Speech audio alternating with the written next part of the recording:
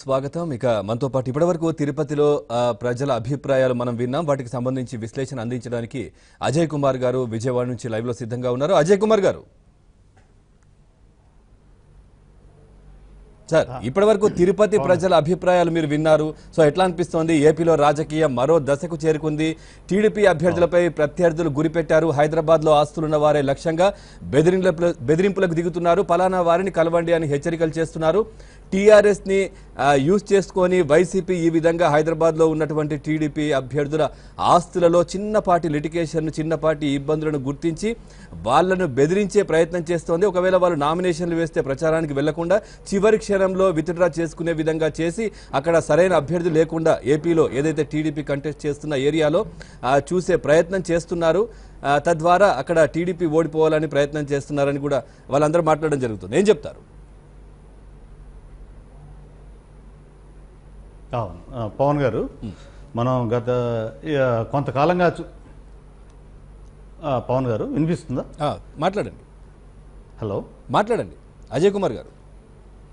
పవన్ గారు, మనం ఈ పరిణామాలన్నింటినీ గత కొంతకాలంగా గమనిస్తున్నట్లయితే మనకు ఒక విషయం చాలా స్పష్టంగా అర్థమవుతుంది. ఈ ఆంధ్రప్రదేశ్ ఎన్నికల ఫలితాలని ప్రభావితం చేయడం కోసం ఓ పెద్ద ఎత్తున హైదరాబాద్ కేంద్రంగా కసరత్తు జరుగుతున్న విషయం చాలా సుస్పష్టం. ఇందులో ప్రధాన భూమిక తెలంగాణ రాష్ట్ర సమితి. తెలంగాణ ఎన్నికలు అయిన తర్వాత ఏదైతే కేసీఆర్ గారు ఆంధ్రాకి రిటర్న్ గిఫ్ట్ ఇస్తా అన్నారో ఆ రిటర్న్ గిఫ్ట్ ఏమి ఇవ్వాలనే దాని మీదే పెద్ద కసరత్తు చేసినట్టున్నారు. దానిలో భాగంగా సీరియల్గా వరుసనే జరుగుతున్నటువంటి పరిణామాలన్నింటినీ కూడా ఆ రిటర్న్ గిఫ్ట్లో భాగంగానే మనం చూడాల్సి వస్తుంది. దీనికి ఈ రిటర్న్ గిఫ్ట్ తీసుకెళ్ళడానికి ఆయనకు అక్కడ మంచి మిత్రుడు కూడా దొరికారు కనుక వాళ్ళు ఇద్దరు కలిపి కూర్చునే ఈ రిటర్న్ గిఫ్ట్లు తయారు చేసే పనిలో ఉన్నారనుకోవాల్సి వస్తుంది. ఏమిటి, ముందుగా ఆంధ్రప్రదేశ్లో గతంలో పవన్ గారు పోలింగ్ ప్రక్రియలోనో లేకపోతే పోలింగ్ జరిగిన తర్వాత ప్రజాభిప్రాయాన్ని బొమ్ము చేయడం కోసం బ్యాలెట్ బాక్సులు ఎత్తుకెళ్ళడం, బ్యాలెట్ పెట్టెల్లో ఇంకులు పోయడం, ఇటువంటి ఘటనలు చాలా చూసాం చాలా ఎన్నికల్లో చాలా సందర్భాల్లో. ఇప్పుడు తాజా కొత్త ప్రక్రియ ఏమిటంటే అసలు ఓటే లేకుండా చేస్తే, మనకి ప్రత్యర్థులు ఓటే లేకుండా చేస్తే ఉపయోగం ఉంటుందనేది ఇది ఒక తాజా ఎత్తుగడ. ఇప్పుడేమిటి, అసలు ఓటు లేకుండా చేయడం నుంచి అసలు అభ్యర్థినే లేకుండా చేస్తే ప్రత్యర్థి పార్టీకి ఎలా అది నెక్స్ట్ దశ. నేనేమంటున్నానంటే ఇప్పుడు ఇవన్నీ కూడా ఒక పథకం ప్రకారం ఒక సీక్వెన్స్లో జరుగుతున్నటువంటి విషయాలు. ఈరోజు ఓటు లేకుండా చేద్దామని, తర్వాత ప్రత్యర్థి పార్టీ అభ్యర్థుల్ని బెదిరిద్దామని, ఆర్థిక మూలాల పేరుతోటో లేకపోతే అక్కడ ఉన్నటువంటి వ్యాపారాలు ఆస్తులకు సంబంధించో చేద్దామని. ఇది ఇంతటితో ఆగదు పవన్ గారు. ఇది ఈ రాజకీయం పతనావస్థ ఇక్కడితో ఆగదు. ఇది ఏమవుతుందంటే రేపొద్దున ఆంధ్రప్రదేశ్ ప్రజలు తీర్పు ఇచ్చిన తర్వాత, ఆంధ్రప్రదేశ్ అసెంబ్లీ ఎన్నికల ఫలితాల తర్వాత ఈ తీర్పును కూడా ట్యాంపర్ చేయరన్నటువంటి భరోసా ఏమీ లేదు. రేపు ఆంధ్రప్రదేశ్ ఎన్నికల తర్వాత తెలుగుదేశం పార్టీని ఇటువంటి కారణాలన్నీ చూపించి నెట్టనీలుగా చేల్చరన్న గ్యారంటీ కూడా ఏమీ లేదు. అందువల్ల ప్రజల తీర్పునే మొత్తంగా ట్యాంపర్ చేయాలనేటువంటి కుట్రలు పెద్ద ఎత్తున జరుగుతున్నాయి. ఇది ఇప్పుడు టీఆర్ఎస్ ఉన్నది. టీఆర్ఎస్ ఒక రాజకీయ పార్టీ, అది తెలంగాణకు పరిమితమైనటువంటి ప్రాంతీయ పార్టీ.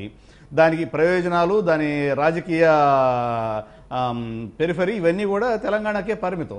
దానికి వాళ్ళకి ఆంధ్రతో సంబంధం లేదు. కానీ మీరు గమనించినట్లయితే ఆంధ్రప్రదేశ్ రాజకీయాల్లో వేలు పెడతాం, ఆంధ్రాకు కూడా వస్తామని చెప్పినటువంటి వాళ్ళు ఆ పని నేరుగా చేయొచ్చు.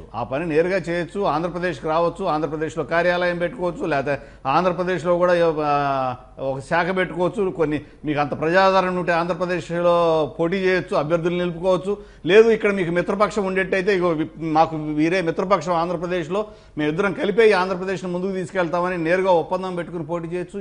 ఆ ప్రజాస్వామ్యంలో ఇది ఏదైనా చేయొచ్చు. కానీ మీరు ఆంధ్రప్రదేశ్ రాజకీయాల్లో వేలు పెడతామంటారు, ఆంధ్రప్రదేశ్కి వస్తామంటారు, ఆంధ్రప్రదేశ్లో మిత్రుల్ని ఎన్నుకుంటారు, కానీ ఇక్కడ మాత్రం పోటీ చేయరు. హైదరాబాద్ కేంద్రంగా ఇటువంటి రాజకీయాలన్నీ జరుపుతున్నారు. ఇప్పుడు తిరుపతిలో ప్రజలు వ్యక్తం చేసినటువంటి అభిప్రాయం కూడా ఇదే, దీన్నే ప్రతిబింబిస్తోంది. అందువల్ల ఇది చాలా సీరియస్ సమస్య అవుతుంది పవన్ గారు, ఇది మనకు రాను.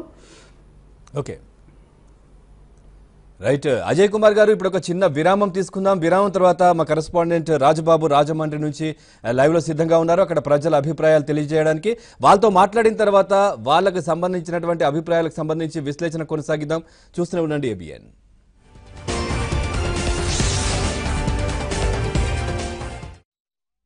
పబ్లిక్ పాయింట్ కి తిరిగి స్వాగతం. అజయ్ కుమార్ గారు, సార్ ఏం చెప్తారు? ఇందాక రాజమండ్రి పబ్లిక్ వాయిస్ విన్నారు, ఏమనిపిస్తోంది? అంటే ఈ ఎలక్షన్స్ చంద్రబాబుకి కేసీఆర్ కి అదేవిధంగా కేసీఆర్ కి ఏపీ ప్రజలకు మధ్య జరుగుతున్నవి, జగన్ కి కాదు అని చెప్పి అక్కడ ఉన్నటువంటి ప్రజలు కూడా మాట్లాడడం జరిగింది. ఎట్లా అనిపిస్తోంది మీకు? పవన్ గారు, ఇప్పుడు మనకి రాజమండ్రిలో మిత్రులు వ్యక్తం చేసినటువంటి అభిప్రాయం ఎందుకు కలుగుతుందంటే దానికి ప్రధాన కారణం టీఆర్ఎస్ ఈ ఎన్నికల్లో ప్రత్యేకంగా ఈ ప్రస్తుత తరుణంలో టీఆర్ఎస్ అనుసరిస్తున్నటువంటి ఎన్నికల వ్యూహం ఆంధ్రప్రదేశ్కు సంబంధించి దాంట్లో జగన్తో మిత్రపక్షంగా వ్యవహరించడం, జగన్ డైరెక్ట్గా కేటీఆర్ వెళ్ళి జగన్ని కలిసి వచ్చారు. కలిసి రావడమే కాకుండా త్వరలో కేసీఆర్ కూడా స్వయంగా వెళ్ళి కలుస్తారని చెప్పారు. అలాగే మనం చూస్తే జగన్ మోహన్ రెడ్డి గారు ఇంతకుముందు చేసిన గృహప్రవేశానికి ఆంధ్రప్రదేశ్లో దానికి స్వయంగా కేసీఆర్ కూడా వస్తారని కూడా చెప్పారు. మరి ఏ కారణం చేత రాలేదో మనకు తెలియదు. ఒక దశలో ఆంధ్రప్రదేశ్ రాజకీయాల్లో ప్రత్యక్షంగానే వేలు పెడతాం, ఆంధ్రప్రదేశ్లో అడుగు పెడతామని చెప్పినటువంటి టీఆర్ఎస్ నేతలు ఆ వ్యూహాన్ని అర్ధంతరంగా మార్చారు. ఎందుకు మార్చారంటే ఇప్పుడు రాజమండ్రిలో అక్కడ ఉన్నటువంటి స్థానిక ప్రజలు వ్యక్తం చేస్తున్నటువంటి అభిప్రాయమే కేసీఆర్కి ఇక్కడ ఆంధ్ర రాజకీయాల్లో ఏమిటి పాత్ర, ఏమిటి ఆయనకి పని ఏమిటి ఇక్కడ. ఎందుకని ఇదే ప్రశ్న అంతకుముందు కూడా అడిగారు. చంద్రబాబు వెళ్ళి తిరుపతిలో మాట్లాడినప్పుడు ఒక మిత్రుడు అడుగుతున్నారు, చంద్రబాబు వెళ్ళి హైదరాబాదులో ప్రజాకూటమి పేరుతోటి అక్కడ రాజకీయాల్లో వేలు పెట్టి కేసీఆర్ని ఇబ్బంది పెట్టినందువల్ల ఇప్పుడు కేసీఆర్ ఇవన్నీ చేస్తున్నారని. అది పొరపాటు. ఎందుకనంటే 60 సంవత్సరాల పాటు అది మనకి ఉమ్మడి రాజధానిగా ఉన్నటువంటి రాష్ట్రం. ఈ ఆంధ్రప్రదేశ్లోని ప్రతి జిల్లా నుంచి, ప్రతి గ్రామం నుంచి అక్కడ సీమాంధ్ర ప్రజలు హైదరాబాద్లో ఉంటున్నారు. తెలంగాణలోని అనేక జిల్లాల్లో ఇప్పటికీ ఉంటున్నారు. అలాగే తెలుగుదేశం పార్టీ అక్కడ ఆవిర్భవించి అక్కడ ఇప్పటికీ ఉన్నటువంటి పార్టీ. సరే, దాన్ని ఆదరిస్తారా తెలంగాణ ప్రజలు లేదా అనేది వేరే విషయం. కానీ అలాగే టీఆర్ఎస్ కూడా అటువంటి అభిప్రాయం ఉంటే ఇక్కడే పార్టీ పెట్టచ్చు, ఆంధ్రప్రదేశ్లో శాఖ పెట్టచ్చు, మీరు ఆంధ్రప్రదేశ్ ప్రజల అభిమానాన్ని కూడా చూరవచ్చు. దానికి ఎటువంటి నిషేధం లేదు. మీరు ఈ కాశ్మీర్లో కూడా వెళ్ళి పార్టీ పెట్టండి కావాలంటే. ఇప్పుడు చెప్తున్నారు కదా కేసీఆర్ గారు జాతీయ పార్టీ పెడతానని చెప్పి.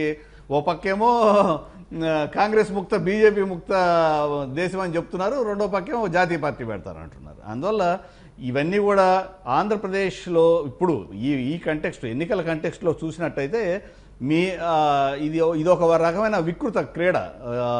ఎందుకంటే మనకున్నటువంటి ఇక్కడ ఉన్నటువంటి రాజకీయ నాయకులు, ముఖ్యంగా అనేక ఉభయ పార్టీల్లో ఉన్నటువంటి రాజకీయ నాయకులకు కూడా ఆస్తులు లేకపోతే వ్యాపార సంబంధాలు, ఇవన్నీ బంధుత్వాలు, ఇవన్నీ మూలాలు హైదరాబాద్లో బలంగా పెనవేసుకుని పోయి ఉన్నాయి. సో వీటిని ప్రభావితం చేయడం కోసం ఏ అంశాల మీద దెబ్బతీస్తే మనం వాటిని ప్రభావితం చేయగలం అనేటువంటి వ్యూహానికి తెరదీశారు. అక్కడ ఆస్తులు ఉండడం తప్పు కాదు, వ్యాపారాలు ఉండడం తప్పు కాదు. కానీ వాటిల్లో ఎటువంటి లొసుగులు ఉన్నా, లేకపోతే లొసుగులు ఉన్నాయనే పేరుతో కానీ ఒక బెదిరింపు ధోరణికి దిగిన తర్వాత అభ్యర్థులు వాళ్ళ కుటుంబ సభ్యుల మీద మానసికపరమైన ఒత్తిడి తీసుకురావడం, ఇవన్నీ కూడా సహజంగా జరుగుతాయి. అందువల్ల ఇప్పుడు మనం మొన్న ఆదాల ప్రభాకర్ రెడ్డి గారు ఉదంతాన్నే చూసాం. ఆంధ్రప్రదేశ్లో ఏం జరుగుతుంది, ప్రజలందరూ విస్తుపోయారు ఒక రకంగా. ఇటీవల కాలంలో ఏ రోజు జరగలేదు. అర్ధరాత్రి వరకు తెలుగుదేశం జెండా ఎగురుతూ ఉదయం పూట తెల్లారేపాటికి ఆయన అక్కడ ప్రత్యక్షమై వైసీపీ జెండా ఆయన ఇంటి మీద ఎగరడాన్ని. అది ఒక సింబాలిక్గా చెప్తున్నాను. ఇది వాళ్ళు రచించిన వ్యూహం. ఆ వ్యూహం ప్రకారం ఈ పరిణామాలన్నీ జరుగుతున్నాయి. నామినేషన్లకు ముందే బెదిరించి ఎన్నికలకు కూడా సిద్ధపడకుండా ఉండే వాళ్ళని ఎవరినో గుర్తించడం, అలాగే పార్టీలోకి వస్తే టికెట్లు ఇస్తామని చెప్పి ఆకర్షించడం, అదొక రెండవ వ్యూహం. ఇప్పుడు మూడో దశ ఏమిటంటే నామినేషన్లు వేయకుండా ఉండటం, లేదా నామినేషన్లు వేసినా ఎన్నికల ప్రచారానికి వెళ్లకుండా ఉండటం మూడోది. నాలుగో దశ ఏమవుతుంది అంటే రేపొద్దున ఎన్నికల్లో ఆ అభ్యర్థి గెలిచినా ఆ అభ్యర్థి ఈ తెలుగుదేశాన్ని అంటిపెట్టుకునే ఉంటాడన్న గ్యారంటీ కూడా ఏమీ లేదు. అందువల్ల మొత్తం ప్రజాస్వామ్య ప్రక్రియతోటి ఒక వికృతమైనటువంటి ఆటకి తెరదీశారు ఆంధ్రప్రదేశ్లో. ఇది చాలా చాలా దుర్మార్గమైనటువంటి క్రీడ. ఎందుకంటే ఇక దీనికి ఇప్పుడు దీనికి అంతం లేదు. దీన్ని మనం ఎక్కడో చోట అడ్డుకట్ట కట్టాలంటే ఇక్కడ ఉన్నటువంటి ఆంధ్రప్రదేశ్లో ఉన్నటువంటి రాజకీయ నాయకులు, ముఖ్యంగా అధికార పక్షంలో ఉన్నటువంటి రాజకీయ నాయకులు, తెలుగుదేశం పార్టీకి సంబంధించిన వాళ్ళు, వాళ్ళకి ఆస్తులున్నా వ్యాపారాలున్నా వాటిలో అవి సక్రమమైన ఏమైనా కొన్ని అక్రమాలున్నా లొసుగులున్నా వాటిని ఫేస్ చేయడానికి సిద్ధపడేట్లయితే ఆంధ్రప్రదేశ్ రాజకీయాల్లో అధికార పక్ష రాజకీయ పార్టీ తరఫున మీరు పోటీ చేయడానికి సిద్ధపడాలి. లేదు మాకు అవే ముఖ్యం అనుకున్నట్లయితే వాటిని అంటి పెట్టుకుని ఆంధ్రప్రదేశ్ రాజకీయాలకి ప్రస్తుతానికి దూరంగా ఉండడం ఓ పద్ధతి. లేదు వాళ్ళు బెదిరించారు కాబట్టి ప్రత్యర్థి పార్టీలో చేరడం ఓ పద్ధతి. అది ఏం చేసుకున్నా ఇక్కడ ఆంధ్రప్రదేశ్ ప్రజలకు ఇబ్బంది ఏం లేదు. కానీ మీరు తేల్చుకోండి, అక్కడ మీ స్వప్రయోజనాలు లేకపోతే మీకు ఉన్నటువంటి ఇవే ముఖ్యమా, లేకపోతే రేపొద్దున ఆంధ్రప్రదేశ్ ప్రజల భవిష్యత్తు ముఖ్యమా అనేది ముఖ్యంగా తేల్చుకోవాలి తప్ప ఆంధ్రప్రదేశ్ ప్రజల తీర్పు ఇక్కడ మీరు కోరి ఆంధ్రప్రదేశ్ ప్రజాప్రతినిధులుగా ఎన్నికై రేపు మాత్రం ఎన్నికలైన మరుక్షణం మీరు ఆ తీర్పుతో ఆటలాడుకుంటాం, మమ్మల్ని వాళ్ళు బెదిరించారు వీళ్ళు బెదిరించారని చెప్పడానికి వీల్లేదు. అంతకంటే దుర్మార్గం ఇంకొకటి లేదు. అందువల్ల తెలుగుదేశం పార్టీ కూడా ముఖ్యంగా ఇప్పుడున్నటువంటి కంటెక్స్ట్లో నాకు అనిపిస్తున్నది ఏంటంటే పవన్ గారు అటువంటి జాగ్రత్త తప్పనిసరిగా తీసుకోవాల్సినటువంటి అవసరం ఉన్నది. అటువంటి మనకి ఎవరైతే ఇప్పుడు చాలామంది అభ్యర్థులు కొంతమంది చెప్తున్నారు, పార్టీ దృష్టికి తీసుకొస్తున్న వాళ్ళు ఉన్నారు ఒకటేరా, కొంతమంది మౌనంగా ఉంటున్నారు.